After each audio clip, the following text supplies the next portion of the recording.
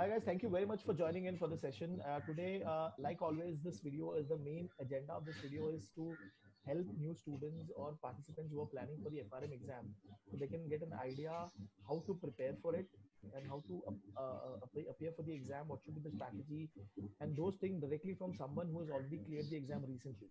So with us we have Akshay Dhuri, who has already cleared FRM level 1 and level 2. He's already working in the industry and he has a cumulative experience of around 6 years, ranging from research to product control in investment bank. So, well, hello Akshay, how are you doing? Hey, hello, sir. I'm good. Okay. So first of all, thank you very much for joining in and participating in this discussion so that the students can get an idea about the exam clearing part. Okay. So thank you very much for that. And my first question to you is, what were you doing before FRM, before appearing for FRM? So what was your profile? What was the work that you did? Yeah, so before that, just let me give you a brief introduction in terms of my educational background as well as my professional background. So I have done a bachelor's in engineering in electronics and telecommunication. Post that, I have done MBA in finance. So I got placed from campus into an investment research firm called Aranka, which does third-party research for different third parties. In Aranka, I was into equity research specifically, and in research, we used to do financial modeling, creating pitch book reports, etc., etc. Right. So at that point of time, I gave my FRM level 1. So to answer your question, the interest in FRM basically came from the internship that I had during my MBA days. I had done internship into a firm called Derivados, which used to deal in futures and options trading. So yeah, from that point itself, I had certain inclination towards derivatives and risk, and to enhance my knowledge further, I got to know about the FRM and I decided to give it. Okay, okay, perfect. So basically, before appearing for the FRM exam, you had some background about engineering, some background from the MBA college side, and a small experience in the in the corporate world also. Okay. So now let us go to the FRM level 1. Let us first talk only about FRM level 1, your preparation strategy.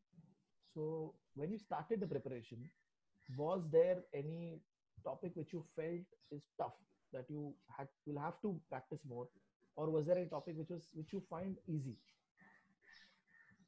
Yeah, so basically, let me start with the easy part first. Since I had already had some technical background in engineering and also doing MBA in finance, the quantitative part, which was there basically, which deals with hypothesis testing and all, that was quite easy for me, and it was just like an revision for me. Whereas the difficult part in FRM level 1 was basically the VAR concepts and the Black-Scholes model pricing, as well as the option Greeks, which were kind of pretty new to me and it was not covered earlier. So that was a difficult part, and the way to tackle it was basically Mhm. starting the preparation early, planning your approach towards the exam in a way that you're comfortable, say a month or so prior to the exam. So the way I did it was basically Mhm. start almost 5 to 6 months before the exam date Okay. and dedicate each month to one single book, the four books that we have, Okay. and basically get done with the concepts which I already knew about. So covering the quantitative as well as the basics of derivatives part first, and then approaching the difficult part, which was like the VAR concepts as well as the option pricing model, which required some basics of derivatives. Right. So yeah, that was my approach. Perfect. Perfect. Okay. So, in terms of daily preparation, so like you said, you were giving 1 month, one book. So, when you were preparing on a daily basis, what was the time that you were dedicating?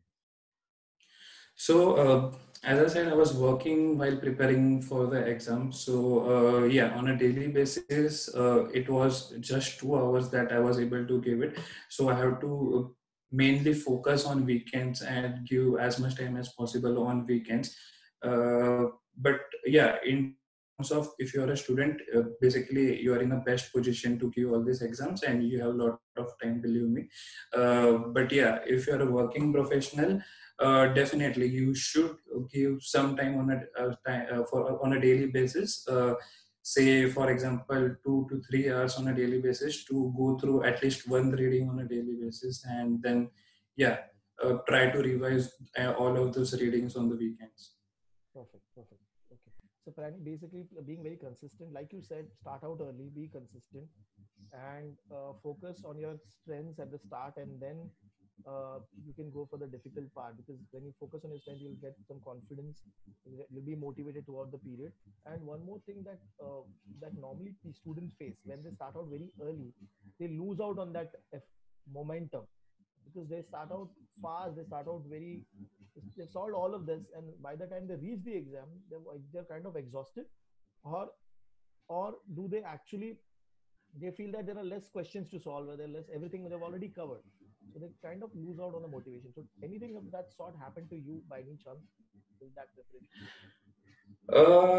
No, nothing like that specific. But yeah, one thing that I think I faced, or probably I assume other students would also face, is basically once you are done with all the readings, say reading it first time or second time, Okay. at the end of the all the readings, you would be in a state where like, okay, I know everything, but when I try to solve a problem, it's like, okay, in which part of the Sure. entire syllabus is this question coming from? So since the syllabus is very vast, yeah, the number of readings does help. So that's one thing that difficulty that I faced, especially say a couple of weeks before the exams, that all the readings have been done, but in terms of retention of the knowledge, it's too uh, wide or huge syllabus.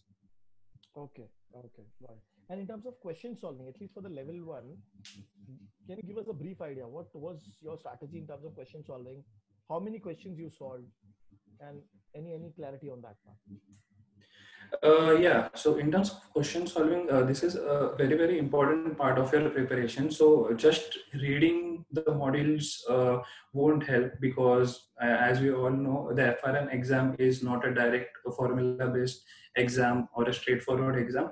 All the questions in FRM exam, those are first of all very extensive, very detailed, and they require the implied concepts. So to understand the concepts that you have read, it's very important to do the question solving.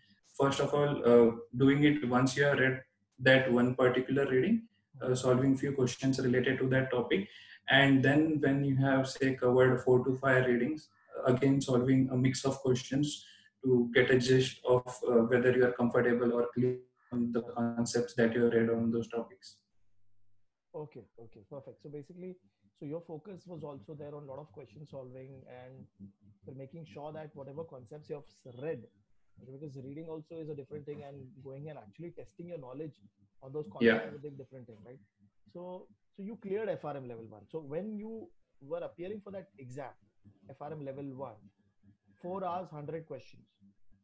Okay, what was your strategy, and what happened in that 4 hours with you?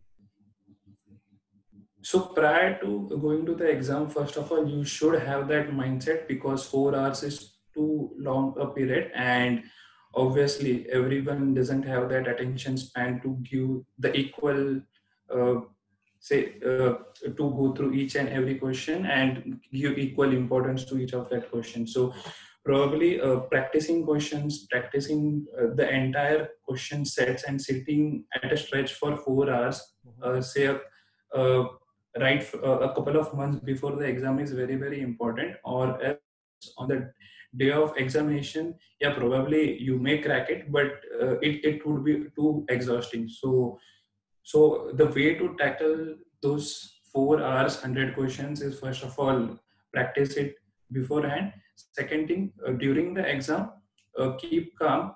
The thing is, there are few questions which will be easy and you can crack it, but say for suppose in one of the sets you get first or second questions which are kind of very tough.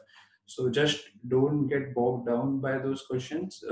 skip them for the moment, go to the next questions, capitalize on your strengths, and then later you will have enough time. So later on, when you are done with the topics that you are good at, Right. later come back to those big difficult questions and try to crack it, eliminate the options.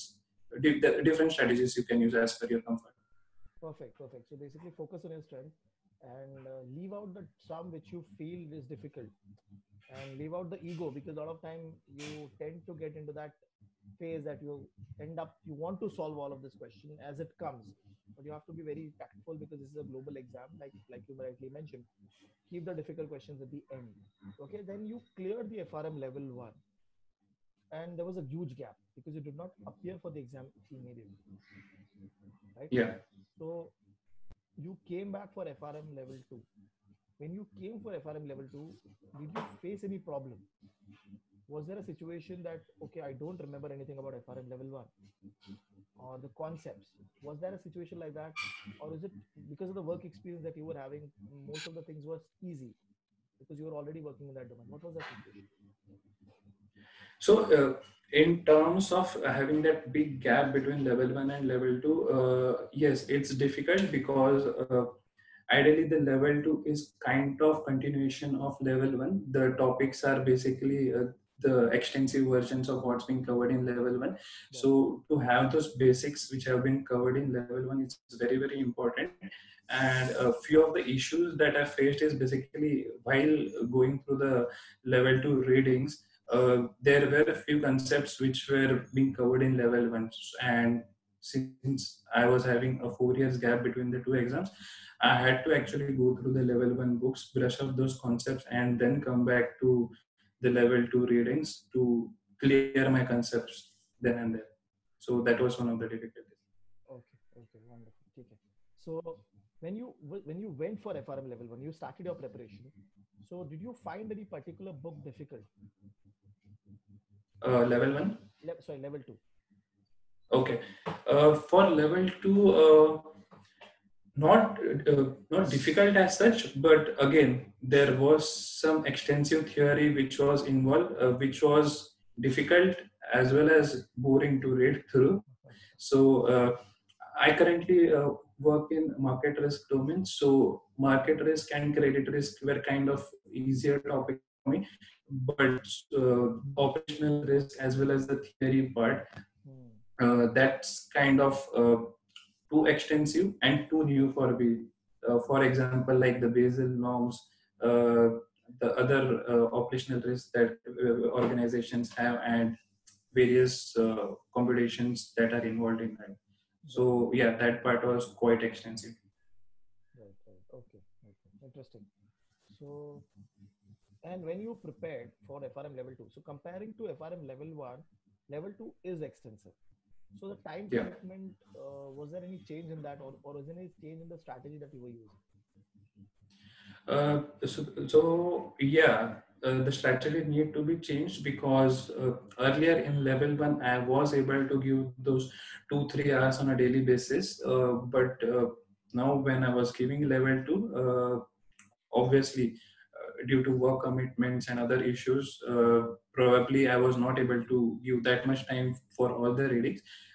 So in that case, you had to give more time on weekends Right. to cover as much topics as you would do if you had done on a daily basis. Second thing, as you rightly mentioned, since it's too extensive and the syllabus is too vast, as well as most of the concepts would be new for all the students. It would be not like that you have covered it in your graduation or post graduation. The concepts are fairly new. So to understand those concepts, probably one or two readings are not enough. You would need a couple of more readings, as well as going outside the books and probably googling it on Investopedia or watching some videos on YouTube. Right. This is what would help you to clear those concepts. And as I mentioned earlier, clear concepts are very, very important to crack those questions in the exam, which require implied knowledge. Wow. Okay, great, great. Thank you. So primarily, you did face a problem in when you were preparing for level 2. and you tackled it by reading a lot and making sure that you go back to FRM level one also for few concepts to understand in the detail, and then you cleared the FRM level 2 exam.